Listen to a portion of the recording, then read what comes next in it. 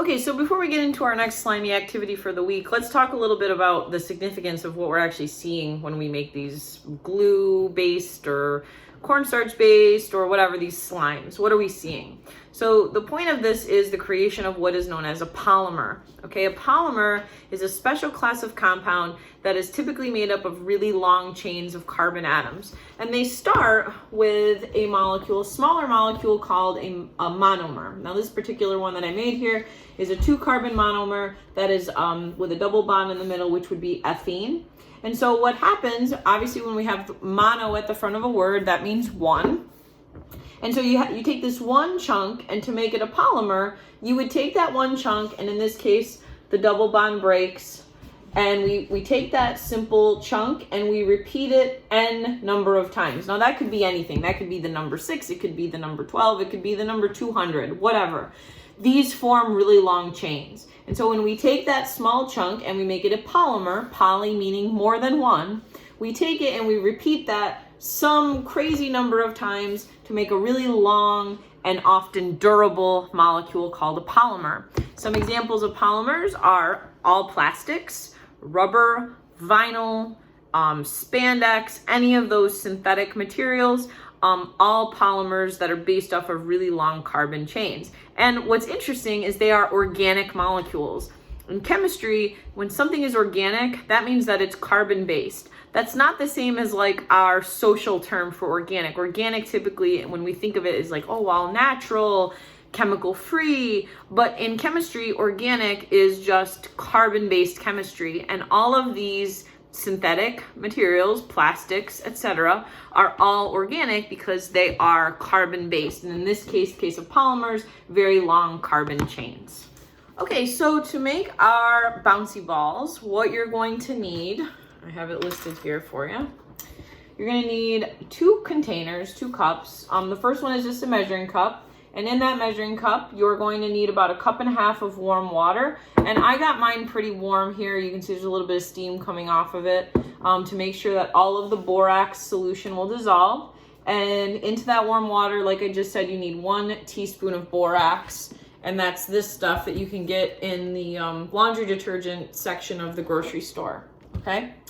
Into a second cup, and I did mine in a paper bowl here, so you probably want this one to be disposable. You put 1 tablespoon of glue. I actually, for this one, just use regular old white Elmer's glue. You could use the sparkle glue or any kind of glue from the store will work. Elmer's tends to work best. And into there, you can also add food coloring if you weren't using one that already had some color to it. I put a few drops of blue food coloring in here. Okay, so what you're going to do is make sure that borax dissolves in your water, and make sure that you have your glue and your food coloring in a separate container. Now into this container, you're going to put 1 tablespoon of cornstarch. I just have here, generic brand, regular old cornstarch, and 1 teaspoon of that liquid borax mixture that you've made, that solution, okay? When you add those, do not stir right away. Kind of let them just, I wiped it off here, but it says wait about 30 seconds. So kind of let them marry into each other before you start mixing them. So after they've hung out for about 30 seconds, stir. And when they are resisting stirring anymore, and I'm actually going to stir with just like this wooden stick here, you could use a plastic spoon, that'd work fine. When they seem like they don't want to mix anymore, then go ahead and use your hand and squish it and form it into that bouncy ball shape. Okay, so I'm going to actually do this process for you right on the video. Okay, so into here, I'm going to put my teaspoon of borax mix. Okay, and then I'm going to put my tablespoon, and this doesn't have to be crazy exact here. Okay, just level it off a little bit. My tablespoon of cornstarch into there, and we're gonna let that wait about 30 seconds.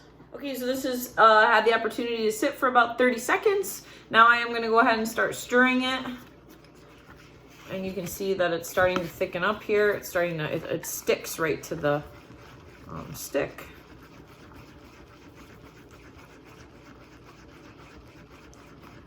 And after a while, it'll kind of make it so like it stops it becomes unstirrable.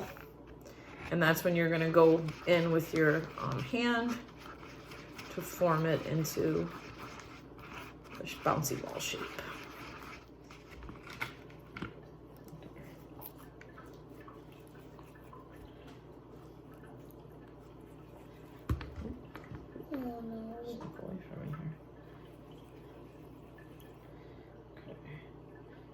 There you go. And if you just kind of let it,